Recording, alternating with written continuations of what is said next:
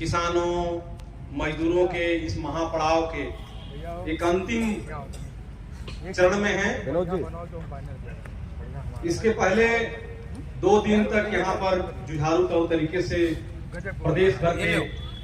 किसान मजदूर संगठनों के लोग आए थे, अपनी बात रखे। हम यहाँ पर एक जो समस्या है बलिया,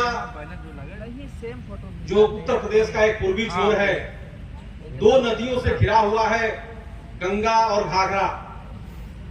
हमारे यहाँ घाघरा नदी के किनारे हजारों एकड़ जमीन कट करके नदी में लगातार विहीन हो रही है। यह 4 साल 5 साल से हो रहा है, क्योंकि घाघरा नदी के ऊपर इधर सिकंदरपुर जो विधानसभा क्षेत्र पड़ता है, एक तहसील भी है, तो 2 सीवान और बलिया को जोड़ने वाली एक सेतु का निर्माण हो रहा है। उस सेतु निगम की अनियमितता के कारण हजारों एकड़ जमीन नदी में कट करके गिर गई और उसके साथ लगभग 15,000 की आबादी प्रत्यक्ष तौर पर प्रभावित हो रही है। ये जो 1 साल के भीतर ठोकर और तटबंध का निर्माण नहीं होता है, तो उन गांवों का अस्तित्व, जिसमें लगभग 7-8 गांव हैं, वो बड़े बड़े गांव हैं, इनके ऊपर खतरा मंडरा रहा है। ये गांव अभी कट कर गिर जाएंगे। यह खरीद दरौली सेतु निगम जो पुल के निर्माण के नाम से है, तो वहां पर खरीद निपनिया,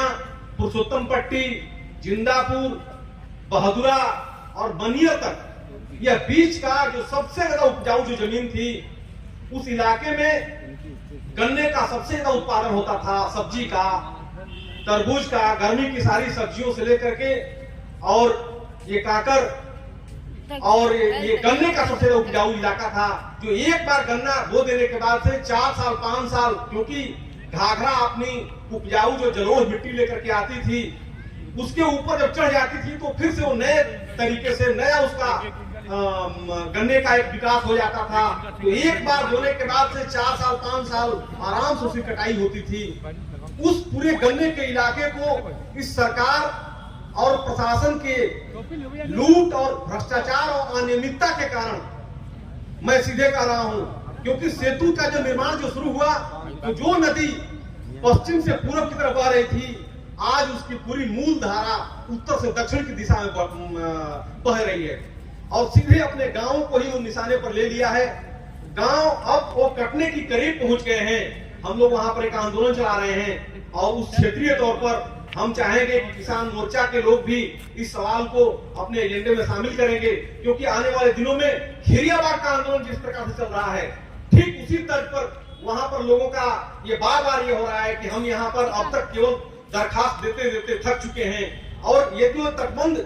अब ये गांव हमारे घर गिरेंगे, तो इसके लिए हम अस्थायी रूप से वहां पर इस चुनाव के ठीक पहले, क्योंकि सारे राजनीतिक दलों के सारे राजनीतिक एजेंडे का एक विषय बने, क्योंकि ये भ्रष्टाचार है, ये सीधे एक लूट का एक तौर तरीका है कि वहां जनता के बीच राजस्व के जो सीधे जो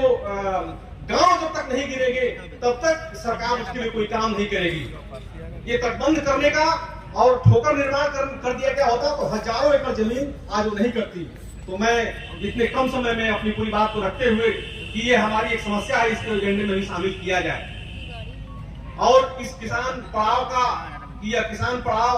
हमारे एमएसपी का और जितने भी मुद्दे हैं, हम सब लोग उनके साथ खड़े हैं और एक इसके लिए लंबी लड़ाई लड़नी पड़ेगी। हम उस लड़ाई के साथ खड़े हैं। धन्यवाद।